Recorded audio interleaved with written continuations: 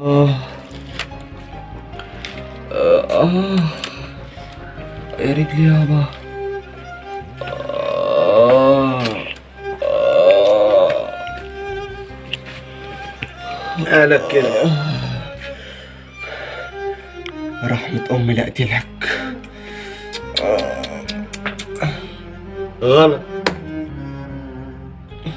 اللي انت بتقوله ده غلط، بس انت عارف الحاجة الوحيدة اللي انت قلتها صح، ان انا فلست. الحاجة الوحيدة دي اللي انت قلتها لي صح.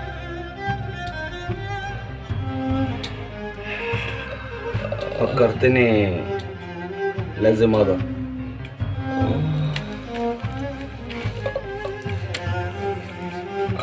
واندفن تحت التراب من 4 سنين. انت صحيته دلوقتي.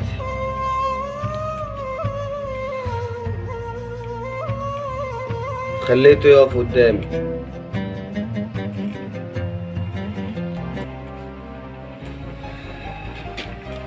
عارف ان انا كان عندي قصر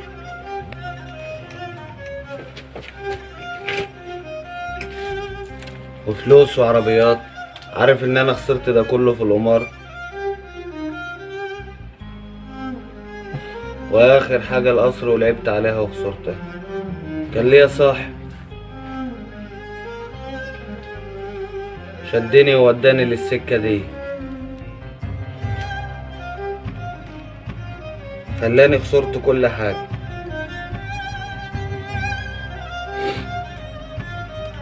لعبت على القصر، اخر حاجة عندي. اترميت في الشارع انا وابني ومراتي.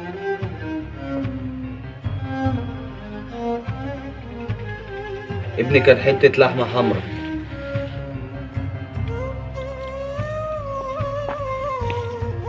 مراتي لما لقيتني فلست سابتني وراحت للي معاه فلوس. أعز الناس عندي صاحبي، وخدها من ضمن ممتلكاتي. اتجوزها ورمت لي ابني. رمت لي ابني وهو حتة لحمة حمرا. انت عارف ان نفس الراجل اللي اتطلقت مني واتجوزته ان هو صاحبي، اللي خد مني القصر وخد مني كل حاجة.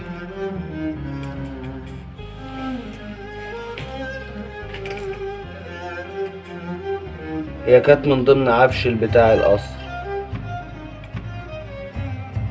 راحت معاه، راحت للي معاه فلوس ورمت. جيت اشتريت البيت ده على قدي، اشتغلت واتمرمطت لحد ما اشتريت البيت ده. كان نفسي في مكان يلمني انا وابني. كان نفسي اخبي ابني من البرد. ابني اما عيط من البرد بحضنه وبدفيه بحضن وحنان.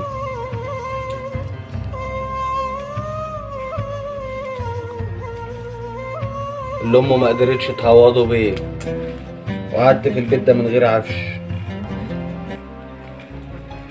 ومن غير حتى سرير انام عليه.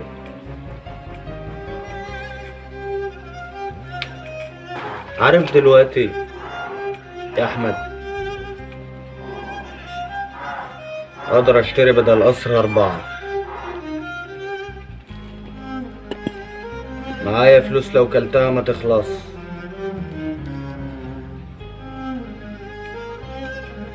بس زي ما تقول كرهت عيشتها، كرهت عيشة القصور دي.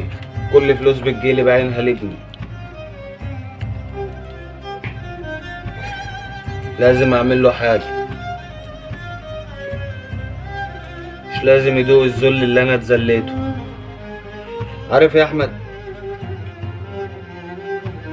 انا كنت عايز اقول لك حاجة كمان. انا ما كنتش عايز اشتري عداوتك، بالذات علشان ابوك الله يرحمه. ابوك اللي لمني من الشارع، ساعدني ان انا اشتري البيت ده. عارف يوم ما انت سرقت البضاعة يوم ما سرقت البضاعة الفلوس دي كنت ممكن اديها للبيج بوس الكبير من معايا.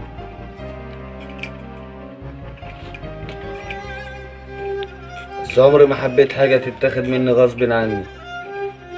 كفاية اللي اتاخده راح من زمان اوي. بس انا كده بحب الحق يرجع لاصحابه، واديتك درس عشان ما تعملش كده تاني. بس عايز اقول لك اللي قدامك ده شاف كتير واتبهدل كتير قوي، ووافق وقبل بيه وعشت فيها سنين. بس الحاجة الوحيدة اللي مش هوافق بيها ان انا اتغفل تاني، لا.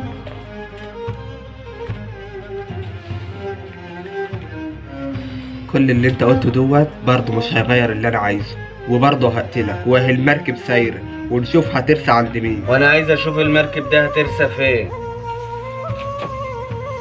سلام.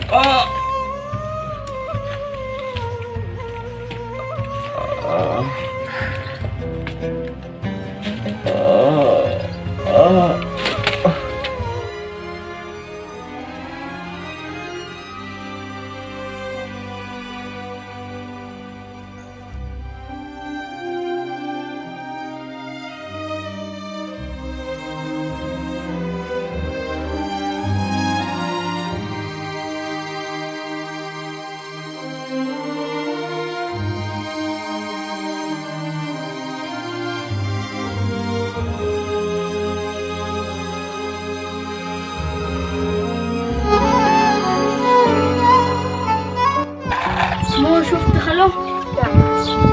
تعال معايا.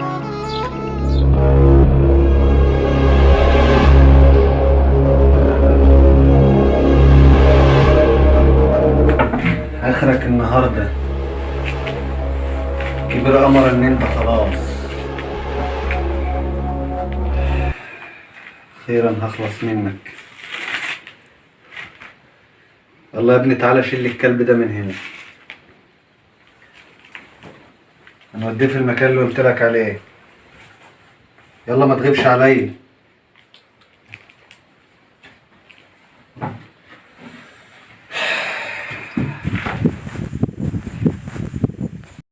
ارمي لي الكلب ده.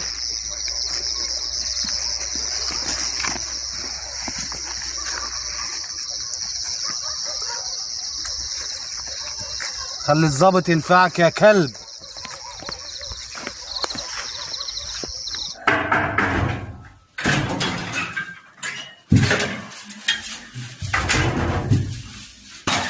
حاجة تانية أعملها لك؟ لا واحنا معلش تصبح على خير. أنت بخير.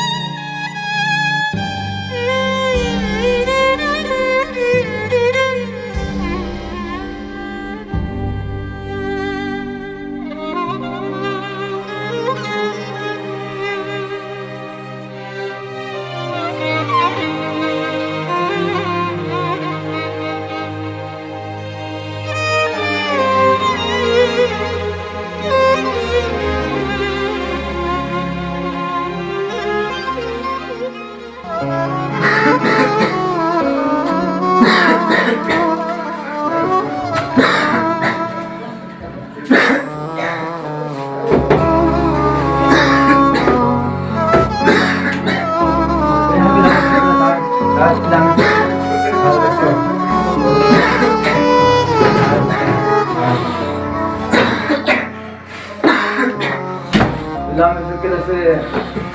مالك؟ مالك بس صلى على النبي كده في ايه مالك؟ ايه اللي عامل فيك كده يا ابني؟ مالك؟ ايه اللي عامل فيك كده؟ انت طالع مع مين؟ امال ايه؟ واللي بس فيا كده مالك؟ أعدائي عداك مين يعني؟ انت منين؟ انت منين؟ من بلاس؟ من بلاس يا ابني بعيد انت اللي جابك انا في 17 يا ابني ما في 17 انت بس كده بس اذا جابك مشروب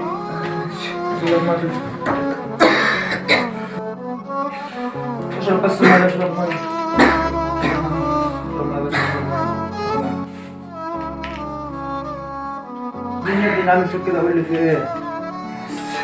ناس مين يعني دول؟ مش عارف ناس مين؟ عايز أروح هتروح فين؟ انت منين؟ بالقاس انت من بلاس؟ وديني بالقاس يا ابني بس بلاس ده بعيد عننا احنا هنا في الحمول 17 احنا طب بس ايه ده بس انا هعمل لك لازم كله هعمل لك اللي انت عايزه اللي انت عايزه انت منين؟ من بلاس نفسها؟ اهلا يا باشا والله هعمل لك اللي انت عايزه بس ده انا هجيب لك عربيه دلوقتي مره واحده اللي انت عايزه انا اعمله لك اللي انت عايزه انا اعمله لك اللي انت عايزه انا اعمله لك بس انت اهم حاجه تريح نفسك انت بس انت مالها رجلك هنجيب لك يا باشا عربيه دلوقتي نروح هنجيب لك عربيه نروح طب انا هروح اجيب لك دكتور واجي الاول هجيب لك دكتور واجي لك الاول ثانيه واحده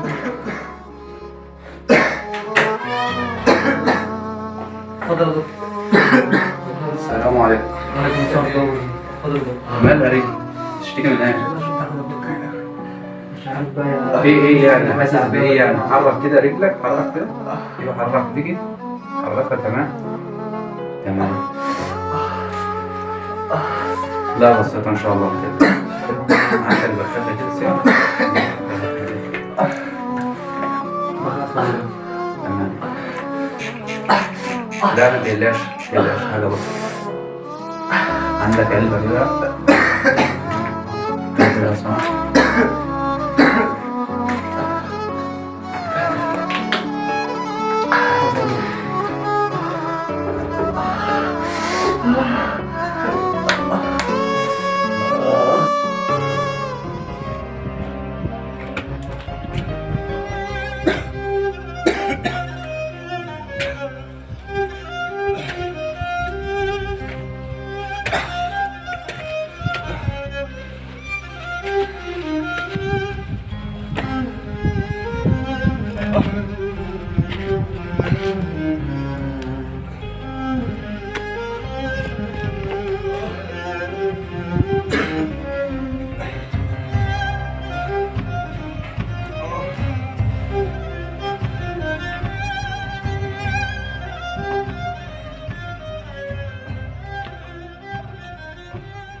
طبعا انت هتلاقي خالك دلوقتي قلب عليك الدنيا ومش متوقع ان انت هنا.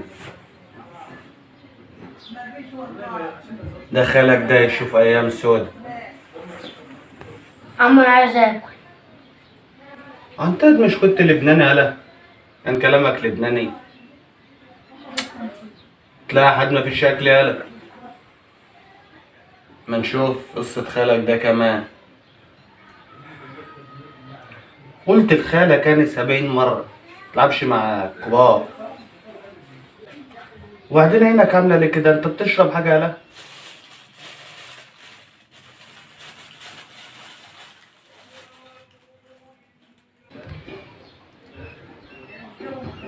ده شكلك بتشرب مخدرات وايامك سود.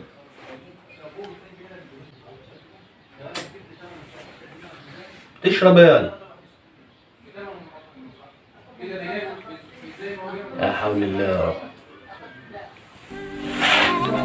ايش؟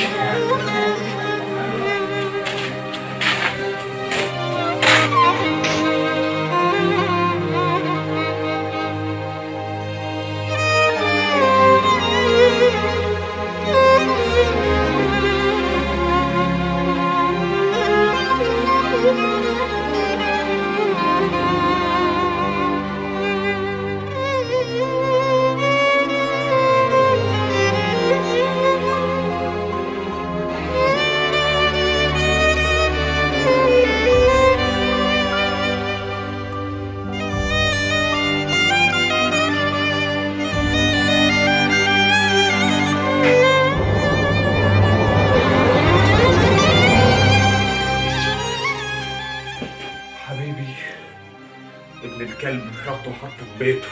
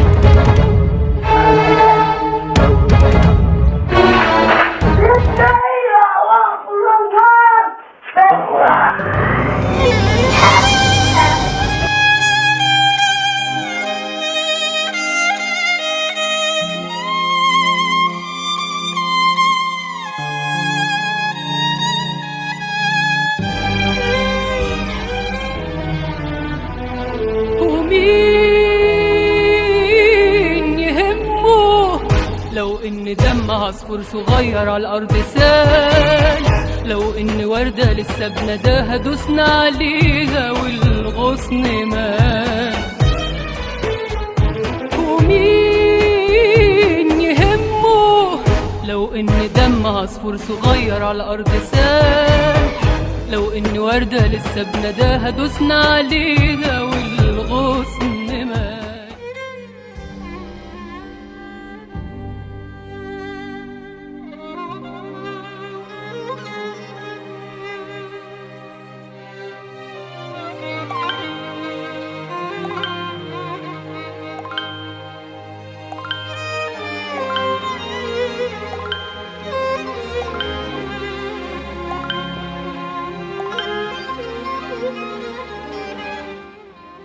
الو، كيفك يا خيي؟ مش بخير. ليه، شو اللي صار؟ خسرت كل حاجة. اترك مصر وتعال على بيروت، وزوجي شوف لك شغلة منيحة. أنا غلطت، وناس تانية ملهاش أي ذنب دفعت تمن غلطتي. اوعى تكون لساك بدك تقتل خيي وخيك عماد. اسمع يا خيي، حط ايدك في ايد عماد وعرفه انه يبقى خيك حتى يكون سندك في الدنيا. انا سندي مات من زمان، وابوه اللي موته، ابوه اللي كان بيطلعها من بقنا ويديها له، ابوه اللي كان بيعذبنا وبيضربنا، ابوه اللي يتمنا واحنا لسه عيال. ولا انت ناسيه؟ وهو عماد شو ذنبه؟ عندك حق، عماد ذنبه ايه؟ وامي ذنبها ايه؟ وانا ذنبي ايه؟ وابويا ذنبه ايه؟ واخو عماد ذنبه ايه؟ وخطيبة عماد ذنبها ايه؟ وصفوت وابن ذنبهم ايه؟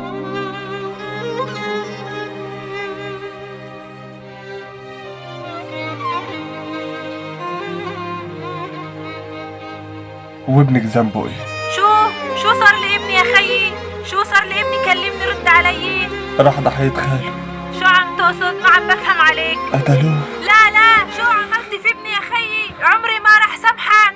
شو خيي رد علي يا خيي. شو يا خيي؟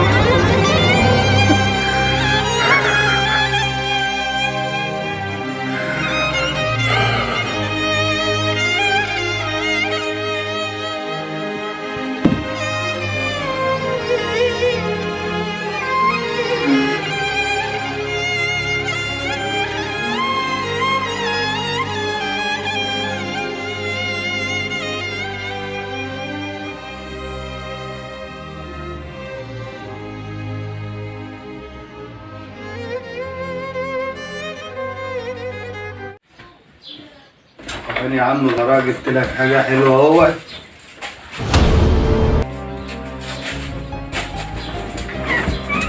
براء ابني، براء.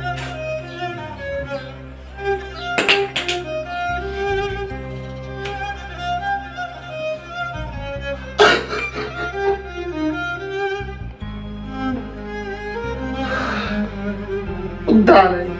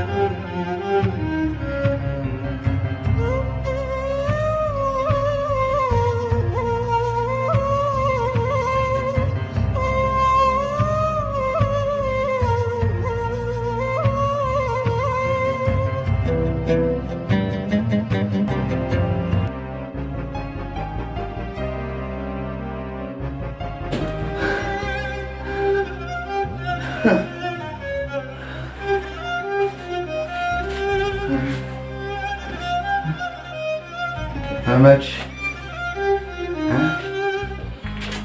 اصحى بقى عشان نلعب. ما ماتش.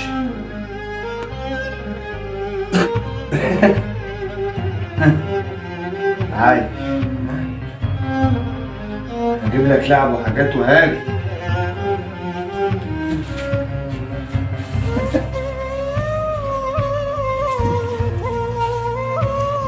جاي نام على الماجد.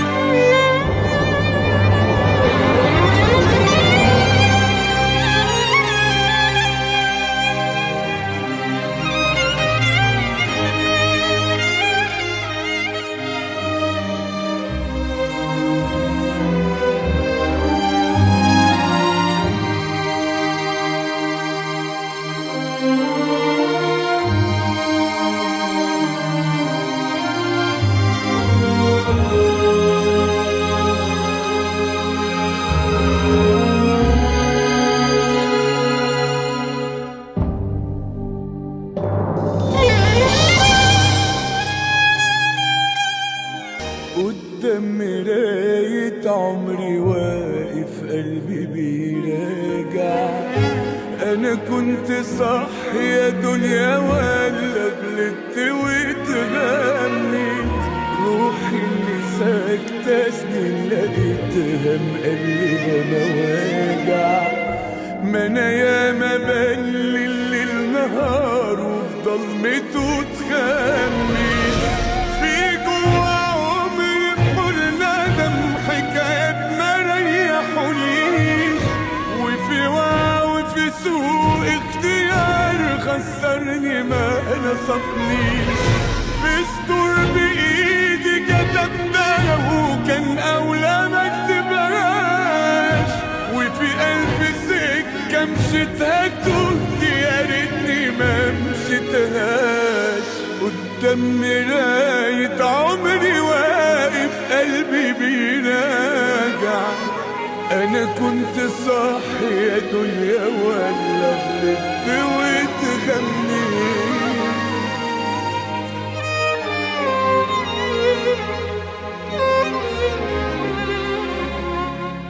عشت عمري كله بسأل نفسي أنا صح ولا غلط، وفي كل مرة أسطاني كان يقول أنت صح.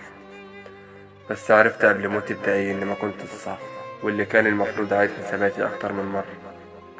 كان نفسي أقولك الكلمتين اللي هقولهم لك دول وأنا واقف قدامك، بس لقيت إنه ما ينفعش أجي أقف قدامك وأقولك إن أنا موتت أبوك وأخوك، وكنت عايز أموتك أنت كمان. في البداية كنت كل اللي عاوز إن آخد بطار أمي وبس. أمك اللي اتقتلت بس عشان قالت أنا مش هسيب ابني وأمشي، واللي يقتلها أبوك اللي أنا قتلته بإيدي. أنا مش طالب منك السماح، أنا كل اللي عايز أقوله لك إنك ليك أخت متجوزة في بيروت، ما عادش لها حد غيرك ولا أنت عندك حد غيرك. بس عاوزك تكون متأكد إن لو رجع بيا الزمن حاجات كتير أوي كانت هتتغير، وهبقى حبيبك مش عدوك. عايزك تقول لصفوت إن مش هو المقصود، وتطلب منه إنه يسامحني، واطلب من أختك كمان تسامحني، ويا ريت لو أنت كمان تسامحني. أنا كتبت الجواب ده قبل موتي بدقايق، وأي حد يدخل أوضته ويشوف الجواب ده يدي العمام ويقول له أحمد أخوك بيقول لك اقرأ الجواب ده بقلبك بس.